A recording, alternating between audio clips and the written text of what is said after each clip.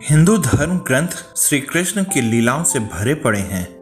अपने बाल्यकाल से लेकर महाभारत युद्ध के दौरान तथा उसके बाद भी अपनी लीलाओं से संसार को अपने भगवान होने का प्रमाण देते रहे हैं। कहा जाता है भगवान कृष्ण के बड़े भाई बलराम हर परिस्थिति में उनके साथ थे। आज हम आपको कान्हा के दाऊ भैया से जुड़ी ही एक ऐसी पौराणिक कथा के बारे में बताने जा रहे हैं जिसके बारे में बहुत कम लोगों को जानकारी प्राप्त होगी। पौराणिक कथाओं के अनुसार सतयुग में रेवतक नामक एक महाराज थे जिन्हें पृथ्वी का सम्राट कहा जाता था। इनकी एक रेवती नाम की पुत्री थी। महाराज रेवतक के राजकुमारी को हर प्रकार की शिक्षा प्राप्त कराई थी।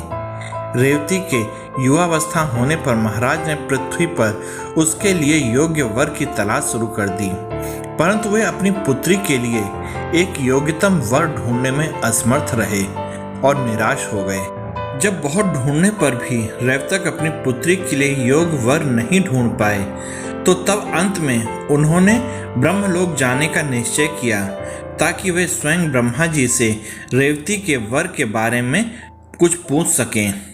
ऐसा निश्चय कर महाराज रेवतक अपनी पुत्री को लेकर ब्रह्मलोक को प्रस्थान कर गए। जब वे ब्रह्मलोक पहुंचे उस समय वेदों का गान चल रहा था, जिस कारण उन्हें वहां लंबा इंतजार करना पड़ा। एक दिन फिर जब वेदों का पाठ खत्म हुआ तो महाराज रेवतक ने ब्रह्मा जी के समक्ष अपनी बात रखी और सब कुछ विस्तार में बताया।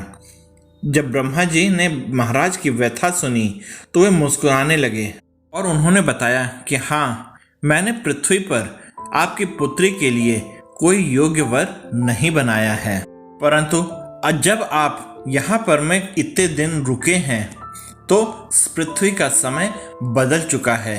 अब सतयुग से द्वापर युग शुरू हो गया है। आप पृथ्वी पर वापस लौट जाइए।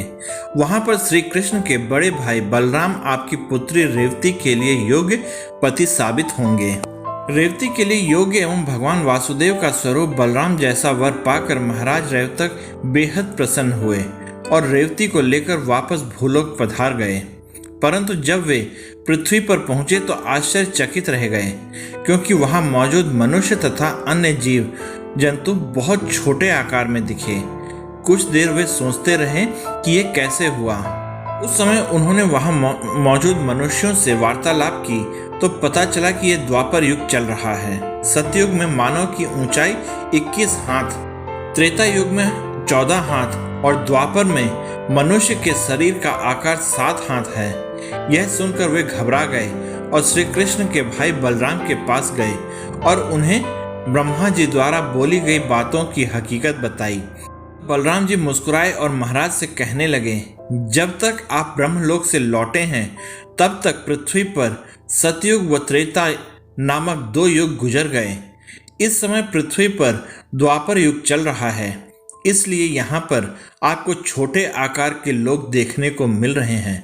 महाराज रेवतक चिंतित हो उठे और बलराम से बोले कि जब तक रेवती आपसे अधिक लंबी है तब तक आप दोनों का विवाह कैसे संभव होगा। यह सुनते ही बलराम जी ने रेवती को अपने हल के नीचे की ओर दबाया, जिससे रेवती का कद छोटा हो गया। रेवती के पिता यह दृश्य देखकर बेहद प्रसन्न हुए, जिसके बाद उन दोनों को विवाह के पवित्र बंधन में बांधकर वे सन्यास चले गए। आप लोगों को यह कहानी कैसी लगी कृपया कमेंट करके मुझे अवगत कराइएगा। साथ ही आप इस कहानी में मेरे साथ बने रहे इसके लिए आप सबका बहुत बहुत हृदय से धन्यवाद और जय हिंद दोस्तों।